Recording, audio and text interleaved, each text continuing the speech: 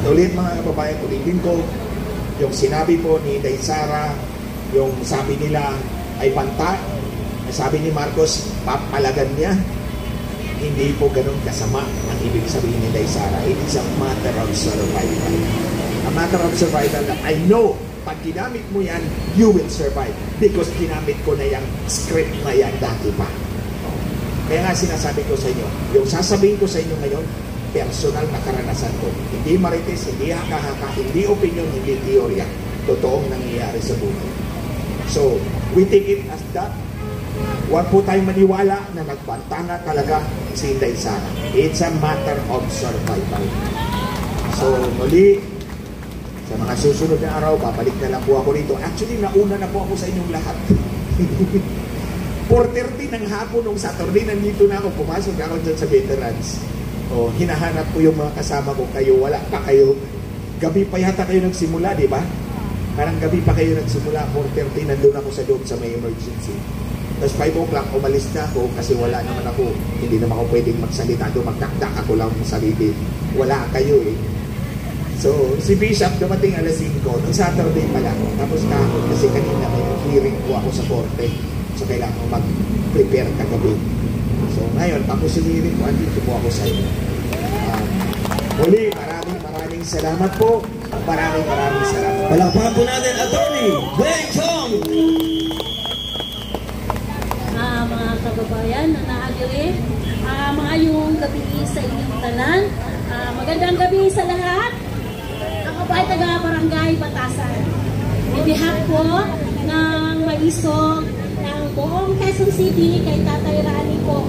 Gusto ko rin po pasalamatan dahil nakarating kami dito ng mga kasamahan ko na nagpunta po at sumuporta sa ating mahal na Vice Presidente. Napasakay po kami sa kanyang mobile ng serbisyong Tatay Rani na kumakandidato po ngayon, Councilor ng District 2 Quezon City. Gusto ko lang po share kasi alam ko naman marami rin po ang magsasalita. Gusto ko malaman nyo na ako po ay isang leader ng Batasan ng DDS kay Tatay Digong noong siya ay kumakandidato at saka kay Inday Sara na ating Vice Presidente ngayon. Ako po, bilang isang leader, sumuporta po ako kay BBM. Isa po rin ako sa nabudol na gusto ko po siya mapanalo noon dahil katandem niya si Vice Presidente. Ito po ang gusto kong sabihin sa inyo na bilang isang leader, isa po ako sa nabigyan noong May ng 10,000 ni Martin Romualdez. Lahat po ng leader ng Barangay Batasan, nabigyan niya po. Ngayon po, masasabi ko sa inyo na realize po na nagkaroon na sila ng away-away, hindi na sila nagkakaintindihan. Ang ginawa po nitong Martin Romualdez, namumudmud po siya ng pera sa bawat leader ng iba-ibang lugar. Ngayon po, gusto ko sabihin sa inyo kaya pa ba natin o gusto pa ba natin na tayo ay mabudol? Maano po tayo sa mga bakak na mga salita? Ang gusto ko maano natin ngayon, bilang isang maisog ng Batasan, gusto ko po ipaglaban ang ating Vice Presidente. Tayo po lahat ay makiisa para po masuportahan natin si Inday sa pagkikipaglaban niya para sa kinambayan at sa mga Pilipino, sa mamamayang Pilipino. Hindi lang po laban natin to, kundi laban na natin para sa ating mga anak, sa ating magiging apo. Pag ganito po, mudmud ng pera, ano rin po rin nila yan? Babawiin niya pag sa oras na sila ay nakaupo. Yan na nga. Ngayon, binawi lahat ni Martin Romualdez yung mga nabigay niyang pera. Ginamit nila noong kay Marcos. Ngayon po, sana ibahin naman natin ang ipaglaban natin ang ating karapatan bilang isang Pilipino. Ipaglaban natin ang ating Vice Presidente. Lahat po tayo makiisa sa laban na ito. Kaya ako nananawagan po ako sa lahat ng mga taga-Barangay Batasan, lahat po sa Quezon City na sumusuporta kay Inday Sara. Para po dito po tayo para sa ating bansa. para sa tao, para sa mamamayang Pilipino at sa bansang Pilipinas. Yan lang po ang gusto ko ngayon iparating, kaya ako nandirito.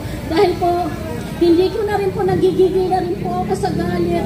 Nagigigil na po ako sa ginagawa nila.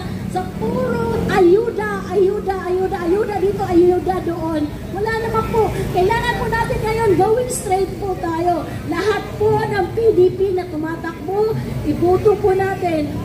At yung mga nasa barangay po na kumakandidato rin, dapat po isipin na natin, gamitin na po natin ang ating mga utak, pumili ng maganda na mahal ang ating bansa, mahal ang kanyang komunidad, na para sa ating mga anak at para sa atin. Yan lang po. Maraming salamat po mga kababayan ko. Thank you po, Mama Jane. At ngayon naman, bigyan po natin ng pagkakataon ng isa pa nating kasamahan mula sa DEBS Organization, Brother Arsenio. Siya po ang founder. Nasaan po si Brother? Palakpakan po natin, mga kababayan. Magandang gabi po sa lahat. Proud volunteer po yung grupo ko. Ang lahat po ng ginagawa namin, pagsuporta kay Tatay Digong. Ang kwan po ni Inday Sara, mahalin natin ang Pilipinas. Gumawa ka ng kabutihan. Yun po dapat. Hindi yung kung anong kabulastugan ng mga pinagagawa nila. Tama po siya. Ubos na po ang pera natin. Ang mga reserve na ginto natin, wala na. Ano po mangyayari sa kalaunan? Ang mga bagong henerasyon po na pinaglalaban namin, mawawalan na po ng saysay yung para sa mga anak namin, para sa mga apo namin. Isa nga pong Marcos ang nagsabi, paano kita ipaglalaban? Hindi niya alam kung paano ipaglalaban ng isang Marcos. Marcos din siya, di ba? Si FLM yun. Ako, isang Ilocano. Ako din eh. Nabudol din ako. Sa panahon ni Tatay Digong, hindi po niya nakumpleto yung 3 taon na serbisyo. Bali 3 lang kasi may pandemya. Pero kung yung 6 na taon, natapos niya, umangat na yung bansa natin.